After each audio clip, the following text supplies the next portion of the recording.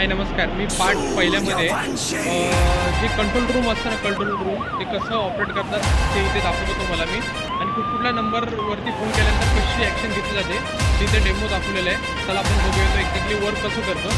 चला बघूया. हे बघा, जेव्हा आपण 100ला फोन करतो इथे बघत असतो तुम्ही 100ला 103ला आणि 1098ला किंवा 112ला कॉल केल्यानंतर हे बघा मुख्य नियंत्रण कक्ष म्हणजे कंट्रोल रूमला पहिल्यांदा फोन येतो. कंट्रोल रूम फोन आल्यानंतर तो शफल होतो. शफल म्हणजे कसा की तो आता समजा जर फोन कंट्रोल रूमला आला आणि भायखळ्यामध्ये जर कोणी फोन केला किंवा गिरगावमधून कोणी फोन केला तर तो गिरगाव लोकेशनला तो फोन ट्रान्सफर केला जातो. ह्यालाच हे बघा इथे असं दाखवलेलं आहे की मुख्य नियंत्रण कक्ष आहे हे.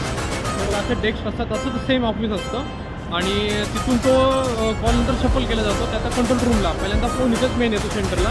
इथे नंबर तुम्हाला दिलेले आहेत ना, इथे मी फोटो काढतो नंबर दिलेले आहेत नंतर ह्या मेन कंट्रोल रूमला फोन येतो.